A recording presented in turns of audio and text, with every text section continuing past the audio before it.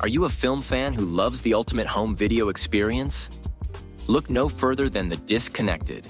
Your host, Ryan Verrill, is your go-to source for the latest and most accurate information on home video releases, exclusive interviews with industry insiders and filmmakers, and has established a thriving community where every film and physical media enthusiast feels welcome. From hidden gems to blockbuster hits, The Disconnected brings you insider knowledge and a welcoming space to share your love of cinema. Watch every Thursday night at 9:30 Eastern, 6:30 Pacific for the live announcements show and follow The Disconnected on social media to stay updated. Subscribe to The Disconnected on YouTube or on the podcast provider of your choice and dive into a world where every movie night is an adventure. Hello and welcome to Tumbleweeds and TV Cowboys. My name is Hunter. In this podcast, I'll be joined by a different guest each week to discuss a classic Western movie or TV show. I've been a fan of classic Westerns for as long as I can remember, and in recent years, they've become very nostalgic for me. I love the aesthetic, the tropes, and I love seeing different filmmakers' takes on them. At their best, they're incredibly entertaining, rewatchable, and some of my all-time favorite movies are Westerns. We'll mostly focus on Western movies made in Hollywood, but we'll also be covering spaghetti Westerns, and one thing I'm very excited to get into are Western TV shows. I've got some amazing guests coming on the show, film professors, historians, and podcasters. And Tumbleweeds and TV Cowboys is part of the Someone's Favorite Productions podcast network, and many guests on the show will be from other shows on the network. Thanks for listening. The audio commentary. It's a dying art form, but here at One Track Mind, I, your wonky yet affable host Ryan Luis Rodriguez, analyze film through the prism of these embryonic forms of podcasting, one audio commentary at a time. Masterpieces, crapster pieces, live action, animation, cult classics, films literally no one has ever heard of. No track is too small and no track is too big.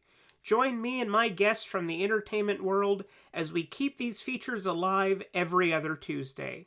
Hey, who else is going to discuss Bill and Ted's Bogus Journey one week and Citizen Kane the next? Us, that's who. Sure, you have to put up with my voice, but there's a certain give and take in this industry. That's One Track Mind, part of the Someone's Favorite Productions family and available wherever you get your podcasts.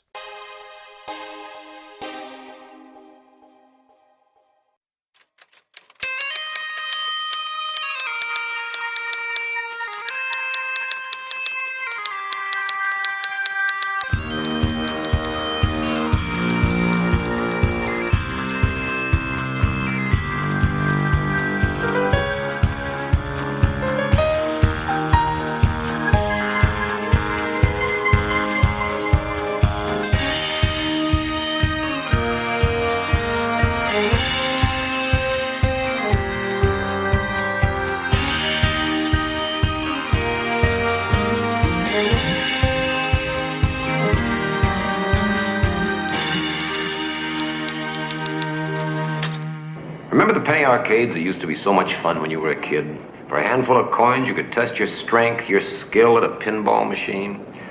Those arcades were a lot of things to a lot of kids. But there was one particular arcade that represented something special for me. It was here that began one of the most terrifying experiences of my life. That was the voice of reporter Carl Kolchak from the case known as Firefall. This was aired originally November 8th, 1974, directed by Don Weis and written by Bill S. Ballinger.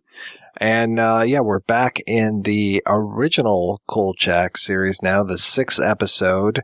And I am your host, Mike White. Joining me, as always, is Mr. Chris Dashew. Hi there. And you know what? I think we should make a distinction here. Let's call the original show Kolchak, and let's call the reboot Kolchak, because the reboot is not really Kolchak. I think it was Kolchak at one point in this show. Carol, or they had a really weird name. Carl was spelled with like a K on top of everything else. Like, you ever seen that? Like how his name's spelled with a K? It's kind of like Kurt Cobain. Yeah, something like that. I actually thought we were talking about The Crackle of Death. Oh, Oh. Because we do need to talk about that. Yeah, we should. Well, not like talk about it, but like talk about the fact that like this episode is one of those 2 episodes. Right. I think when we do the Energy Eater episode, we'll also include Crackle of Death because that is a mashup, so to speak, of Firefall and the Energy Eater.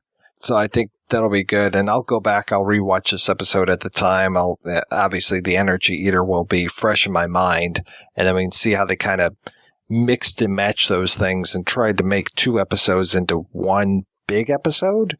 Now, I haven't checked out either of these mashup episodes that they've done. Very curious how that it'll cut together, but I guess I can see how some of these episodes are similar. If you want my expert opinion without having seen that episode, how do they cut together? Not very well. Oh, okay. I would just probably kind of have that feeling that it's not going to work very well. Because this episode on its own, not great. Not great, but I didn't mind it that much. Right, no, it's not like, oh god, it's not like some of the other episodes. It's not like The Zombie, which was like an unintelligible episode that I had a hard time following because that was its own fault. And it didn't have the problems of the werewolf, i.e., a man covered in brown cotton balls. This episode's problems are the monster, as it were, is not very scary. It feels a little cheap. It's like, it's just the same guy. Right. Well, and sometimes he's translucent, and other times it seems like he's fully corporeal, and it's kind of funny because this episode reminds me of 2 of the newer, what were we calling them? Kolchak? Kolchak. The 2005 Night Stalker.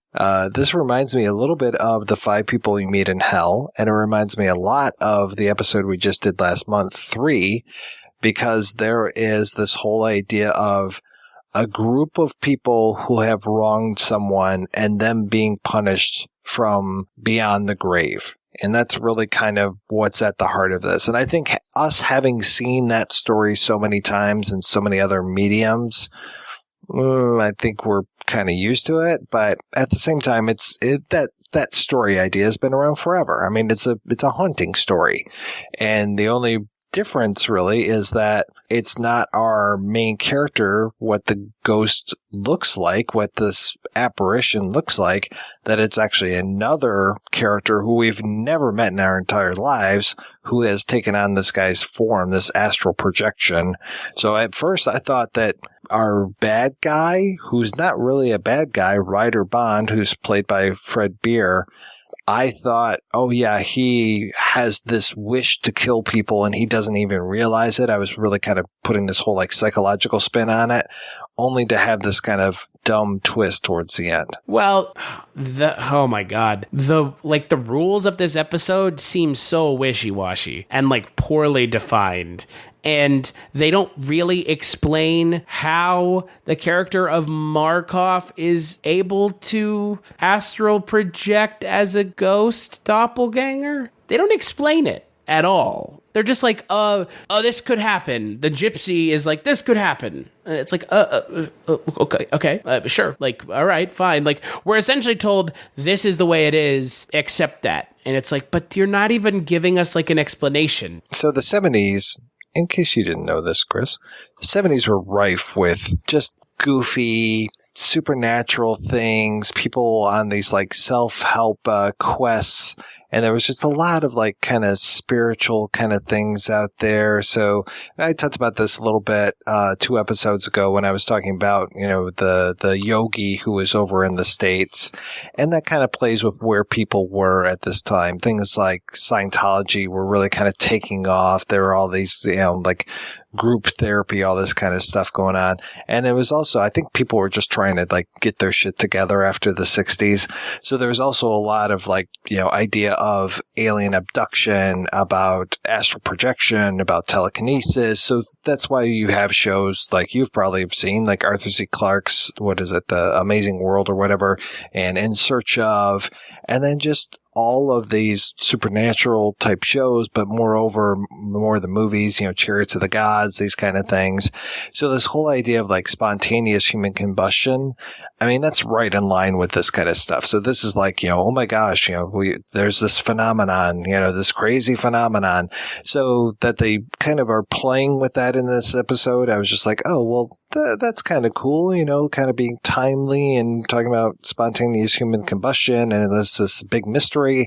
But then again, that doesn't necessarily pay off because, again, you were talking about the rules of the episode. It doesn't necessarily make sense how this other character can just make people go up in a puff of smoke. But he does. Yeah. On multiple occasions because reasons. Wasn't there I think I can say this in almost every single episode that we've done. Wasn't there an X-Files episode that was similar to this? Was it Trevor was the name of the episode?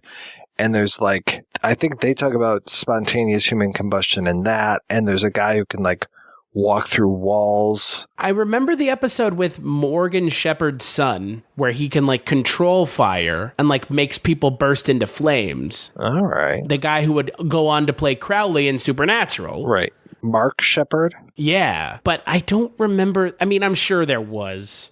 Jesus, I mean, the X-Files take so much from this show, like, it wouldn't be surprising. This weekend, I watched Travelers, one of the X-Files episodes with Darren McGavin. It made me so happy that Chris Carter had, like, the wherewithal to be like, we need to get Darren McGavin in this show as the original, like, X-Files investigator. Because they essentially made it where they could get Kolchak level narration over an episode of the X-Files. And I bet that they were so goddamn happy that they got that. Because it works so well. And it is just a fantastic... You have Darren McGavin narrating an episode of the X-Files. Like, as a fan of both of those shows, and someone who, like, understands that X-Files wouldn't exist without Kolchak, like, it's like a dream come true almost. I was watching Raw Deal, the Arnold Schwarzenegger film, the other day. I forgot that Darren McGavin was in that, and he doesn't even look like Darren McGavin. I don't know if he was wearing a piece in these later things that he was doing with the X-Files, but he just looked rough. Like, it looked like he was almost completely bald. He didn't even look like him. And then he started to speak, and I was just like, I know that voice, but it's coming out of the wrong face. And then finally, I realized, oh, that's Darren McGavin. I almost forgot he was in that film. That's like one of those Arnold films that's kind of like, I don't know, that film reminds me of a lot of Red Heat, where it's like kind of a lost Arnold film that people don't really know about. Like Raw Deal, Red Heat. Like people don't really like talk about those the way they talk about like Commando or Predator or Total Recall. So the scene when he puts on the Rolling Stones and just starts going through that, like, I don't know, junkyard, graveyard, whatever it is, and he just is shooting up the place while I Can't Get No Satisfaction is playing really loud. That's the moment for me for that movie. And the rest of it is just like, okay, whatever. I mean, at least you got Robert Davi in there. You got a couple other things going on, but yeah, there's not a whole lot. So that and the... let everybody know Robert Davi's a level-headed man. And then you have the famous line of don't drink and bake. So always good. Should not drink and bake. Man. Yeah, I forgot. Darren McGavin, for like most people, isn't known for Kolchak. He's known as the dad in A Christmas Story. The old man. And then for people my age, he's known as the dad in Billy Madison, right? So like seeing him in the X-Files, a lot of people my age who saw that wouldn't have thought anything of it. But again, like if you know where this show came from and like how much influence, like we were talking about how this episode has a analogous episode in the X-Files, like it's just, it makes it so much better. And it's kind of just like, there are some shows that refuse to buy into its roots, but the X-Files bought into its roots with Kolchak. And I love that Kolchak exists because my favorite show of all time wouldn't exist without it. But Kolchak is such a good show on its own that it almost kind of doesn't matter. So this is one of the first episodes where I can't go back to the script. I was not able to find a script for Firefall, surprisingly enough. So it isn't back until we get to the Spanish Moss murders where I start to be able to find scripts again. And then it's kind of hit or miss as we go along. So I can't tell you what was missing from this episode, but it seems like a fairly solid, as far as I don't watch this and I go, oh my God, there must have been 10 pages of stuff that was cut out right there. I mean, it's not like the last time we talked about one of these episodes, The Werewolf, where it was, 110 or 120 page script that was cut down to nothing. So cut down to 50 minutes, if that much. So yeah, there wasn't anything glaring for me. I was kind of sad to see just how short of time David Doyle had on screen. He played the character Cardinal. Lincoln's own David Doyle. Yeah, David Doyle, for folks who may not know, probably best known as playing Bosley on Charlie's Angels. But he had the best voice. I love that guy's voice. And I really wish there had been more banter back and forth between him and Carl Kolchak. That would have been fantastic. And people my age will know David Doyle as Grandpa Lou Pickles from the Rugrats, which is where I recognized his voice from. It's kind of like Dick Van Patten 2-3 episodes ago, where it's like, and I'm here for a couple seconds, thank you for my check, time to leave. Right. It felt very similar. But I mean, mind you, like, this is 1974, so, we're 2 years, before he becomes Charlie's Angels, David Doyle. Right now, he's just character actor David Doyle. And then Fred Beir, he had been in a ton of stuff, but I really didn't recognize him. So I feel kind of bad about that. But I thought he did a pretty good job as Ryder Bond. I wish that I had known a little bit more about him. His character just seems to be, and I guess that's a way to keep him enigmatic, so we don't necessarily know if he's committing these murders or not. But we never really get to know the guy. Even when he gets desperate at one point, he realizes that this stuff seems to happen more when he's sleeping and he's being visited by the apparition. And so he's really desperate. He ends up taking refuge in a church, the one place where the apparition can't get him. So he had a little bit of that kind of Christian mythology on top of it. And you would think like maybe he and Carl would have a conversation and like kind of, cement a relationship or something, but no, not really. He's just there to serve a purpose. And man, we get another instance of Carl Kolchak behaving badly. He goes, digs up a body and burns it, dragging this body through the streets of Chicago in his seersucker suit and pork pie hat. That totally reminded me of Supernatural. That is totally something they would do. They would pour salt in its mouth and then burn the body. Yeah, it's true. Make a salt pentagram, actually, and then burn the body. That's what the kids do for kicks these days. Yeah, that's what I've heard. That's what it felt like for me. It felt very like Supernatural-esque and like also super ridiculous considering how he's just dragging a dead body through the streets of Chicago. This is the last time we're going to see Carol Ann Susi on this show. Did you realize that? I didn't, and now I'm saddened. Yeah. By that. I mean, I'm finally used to her character. I actually like the character now. I thought that her rapport with Ron and Carl and Vincenzo was very good in this episode. And yeah, now she's gone. So kind of stinks. Well, and again, this comes back to something we talked about on our 3 episode. If this show were being made now, which when they made the Night Stalker Kolchak reboot, they didn't really address, but these shows now live and die by the relationships between characters, and Kolchak, the Night Stalker, never really had that. He was kind of a lone wolf. These people were like in his orbit, but they weren't complementary to him. I mean, Jack Grinnage and Carol Ann Susi still really haven't been given much to do in their respective roles. They are kind of picked on by Kolchak, and that's it. I mean, even Vincenzo is given a much smaller role on the show now that they've moved away from the 2 TV movies. I mean, he had a really big role in those TV movies, and he doesn't anymore in the actual show, which is a bummer because his repertoire with Kolchak was some of the best things of the show. And so now we're left with Kolchak having interactions and relationships with characters that we know aren't coming back, like Maria, the gypsy woman. Yeah. Where it seemed like there was some good chemistry going on, and I was, again, like you probably were, hoping that she would come back. I mean, in that she has a backstory with him and starts to talk about how he didn't necessarily put the finger on her brother, but had this line in a story. He excised it allegedly, and then it got put back in, and her brother got busted.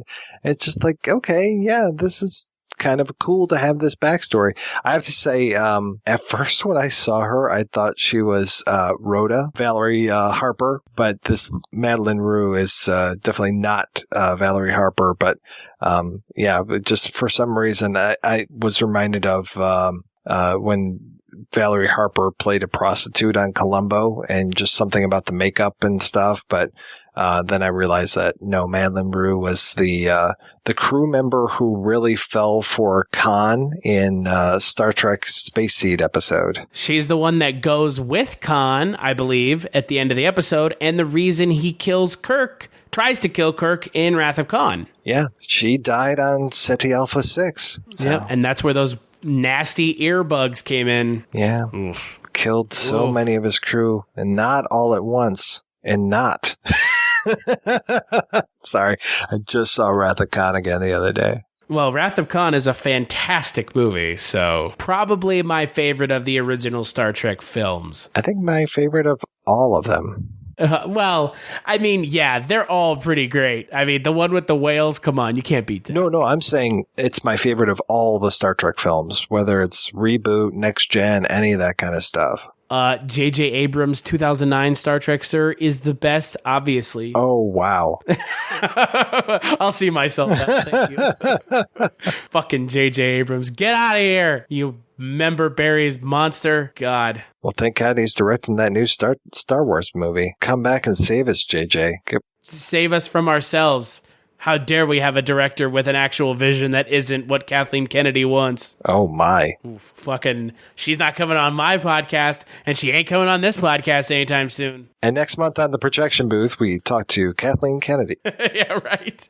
Back to the episode, though. It is a bummer, but I mean, again, you have to understand where this TV show was being made, the year and the era it was being made in. Like, television shows with recurring characters wasn't as big of a deal as it is now. You had like one or two, depending on the show. Some show had like an ensemble cast, but some shows was like 2 or 3 people and that's it. And then you have this show that's literally Kolchak. And like, yeah, Jack Grinnage and Carol Ann Susi will show up, but they really don't do anything. Like, we need to impress upon like the listening audience, like they're not given a whole lot to do, which is a real bummer. Yeah. This one, they're just kind of hanging around, and there's not even a whole lot of good Vincenzo either. So they're kind of wasted. And you notice too, I haven't seen Gordy the Ghoul in a couple episodes either. So I think he might have taken a nosedive as well. Fiedler went bye-bye, which is a bummer. Yeah. I mean, when we talked to Cy Shermack, he was like, oh yeah, I got rid of some characters. So I'm thinking Gordy and Carol and Monique Marmelstein are 2 of those characters. Great. Good job. Yeah, I'm not real happy about that. Especially Gordy. I really like that character. Well, it's just there's no fallback. Like, again, Vincenzo's not like... We talk about how Vincenzo in the new reboot show isn't given much to do. In these current episodes of the show, he's also sidelined. I mean, that's the point of his character, but these episodes feel so... They're short, but they're not. And so they are making sure that it's only exciting stuff and not just, Kolchak talking to Vincenzo. It would almost be nice if Vincenzo could be kind of his Wilson, like he would be the guy that he speaks to and kind of works out the case with. But I mean, Carl, to your point earlier, he's a lone wolf. He doesn't need anybody else. And so for better or for worse, that's good that he doesn't necessarily need Jane and Perry like from the new Kolchak, but it's also bad that he never really needs Ron or Monique or anybody else in this. So, yeah, I mean, at least he needed Gordy a little, but Gordy never went out in the field with them. Right. And that's my issue with this, is I wish that they had gone out in the field with him. Well, yeah, we mentioned several episodes ago how great it would have been for Vincenzo and him to go out and just kick some ass. Yeah, it really would have been awesome if they had. So we got to talk about the twist when it comes to this, because I have to say this was the most bizarre twist for me. So the reason why our guy is being haunted, basically, and having all these people murdered, it's, like I said, it's very similar to 3 and to the 5 people you meet in hell. In the 5 people you meet in hell, it was all the people that were involved with this court case to put our bad guy away. And this is kind of the same thing. It's people who have crossed this gangster. And then we find out that, and now correct me if I'm wrong because I might be a little fuzzy on the details, the gangster was being buried and our poor Ryder Bond character accidentally cut off the funeral procession. Am I remembering this right? And then that's why he gets haunted? That's sure what it sounds like. Okay. All right. And also, Ryder Bond is a musician, and Markov was an aspiring musician. Right. Oh, wow. Right. Hokey. Hokey. Do the hokey pokey. Super hokey. Super hokey. Yeah. Not great. No, not great. But so that's why I'm not like, this is a great episode, but I'm also at the same time, I'm not like, this is utter shit. So it's unfortunate that this episode is the last episode with Monique Marmelstein. Yeah. The one person we were talking before, the one person that did go out in the field with Carl. Yep. And now she's gone forever. Yeah. So, Chris, what's going on over at the Culture Cast? Oh, just wrapping up the end of the year, new movies, watching some Star Wars, The Last Jedi, the usual stuff over at the Culture Cast. If you want to listen to me jabber with my co-host Eric about movies, head on over to cultureshock.com/culturecast. We're also on iTunes and Stitcher Radio and all podcast apps here and in between. And if you want to check me out on Twitter, I'm at Culture Stash. I think the real question is, the BBC and Entertainment Weekly must know something I don't, because everyone wants to know what's going on with the Projection Booth podcast. Yeah, everybody wants to know. Well, like you, we're wrapping up the end of the year with John Woo's A Better Tomorrow series, where we'll be talking about Better Tomorrow, Better Tomorrow 2, Better Tomorrow 3, Bullet in the Head, Once a Thief, which is not John Woo's Once a Thief, but the original Once a Thief, and Story of a Discharged Prisoner, and then we're talking about the 2 remakes/reboots of A Better Tomorrow, which have come out over the last few years. So we're ending on a high note. It's going to be freaking epic. It sounds like it. Sounds like you're just got more exciting stuff than one man should have on his own. Definitely. So... And yeah, you can find out more about that over at www.projection-booth.com. And follow me if you want over on Twitter at ProBoothkus. So we'll have those. The ProBoothkus. Yes. No, it's just ProBoothkus. ProBoothkus. So we'll have links to all that kind of stuff over at the website kolchaktapes.com, where you can find out more about today's episode, this month's episode. And I also want to give a shout out to John Walker for doing our theme song. Always appreciate that. And of course, to all the people that have gone out and rated and reviewed the show. If we get up in that, the top 50, still waiting to do that live show. I don't think that's happening anytime soon. Well, folks, get on it and it'll happen. Yeah. There is no deadline on it. No. We're not like Carl. We're not under a deadline. Well, at least I won't have to worry about the doppelganger any longer. He's back in his own body and will probably be cremated, which is really rather sweet poetic justice for Frankie Markov. My only worry now is to find Tony Vincenzo to try to raise bail. They've got me hooked on some stupid arson charge. But it's Tony's night to play cards, and I don't know where he is. So I think I'll just spend a nice good night's sleep in the slammer.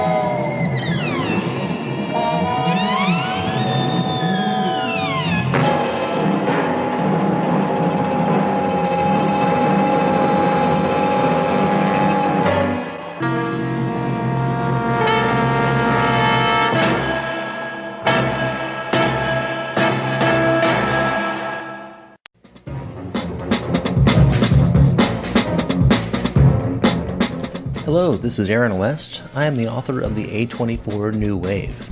In this book, I look at A24's output and I make the argument that we are in a new wave movement right now. A24 plays a major role. This book has a supplemental podcast where each episode is a brief conversation about an A24 related topic, whether an actor, director, or even a genre. As I continue research for the book and conduct interviews, I expect to record podcast episodes with people involved with the company. You can find the podcast at cinejourneys.com or wherever you find podcasts, and we are proud to be members of the Someone's Favorite Productions podcast network.